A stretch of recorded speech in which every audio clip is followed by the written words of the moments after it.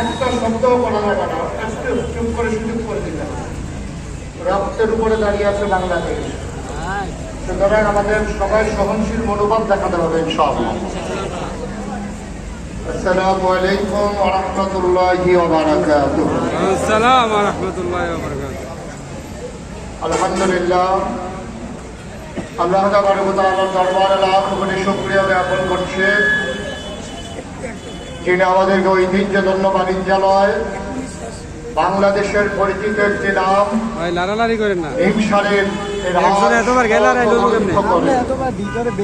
আজকে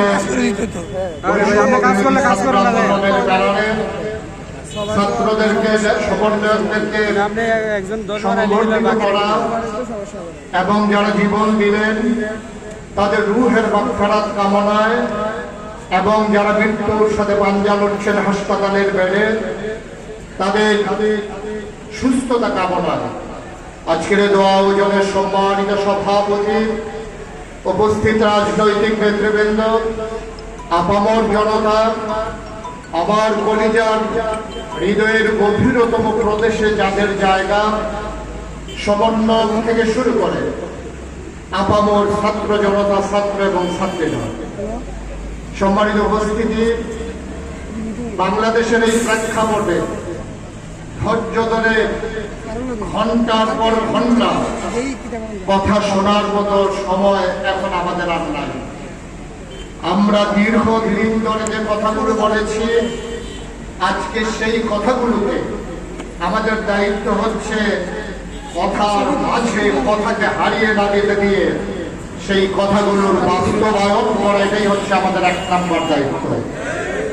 32 বছর ধরে ময়দানে কথা বলেছি, মানুষকে দিনের পথে ডেকেছি, দেশ গড়ায় ভূমিকা জানিয়ে দিয়েছি, কিন্তু এক জগদ্দল পাথর আমাদের উপরে যেমন করে চেপে বসেছিল, ইচ্ছে করলেই সেই কথাগুলোর বাস্তবায়ন সমাজে ঘটানো যায়নি।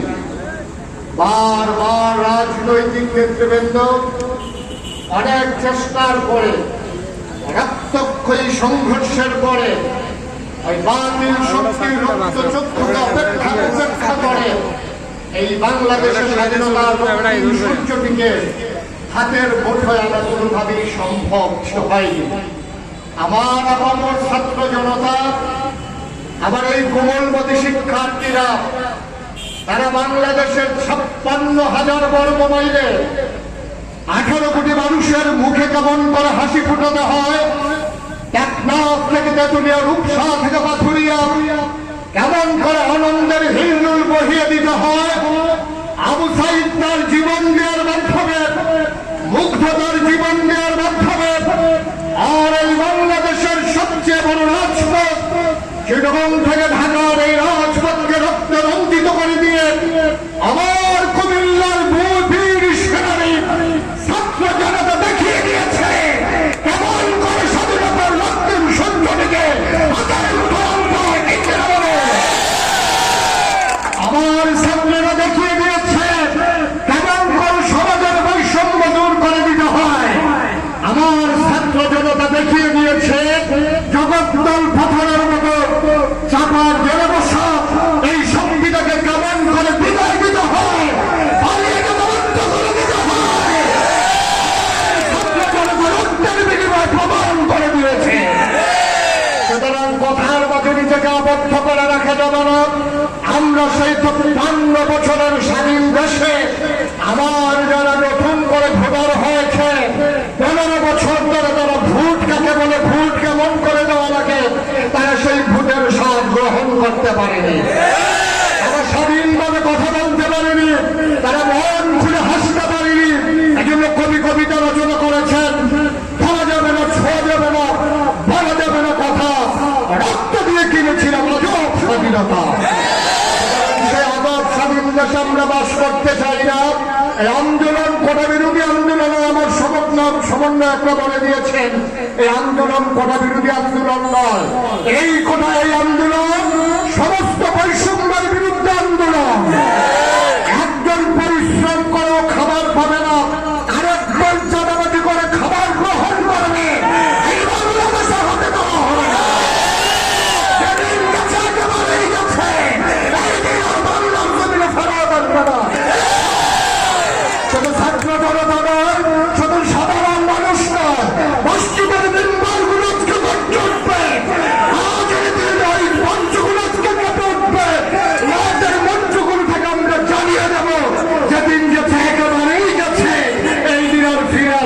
ইনশাআল্লাহ।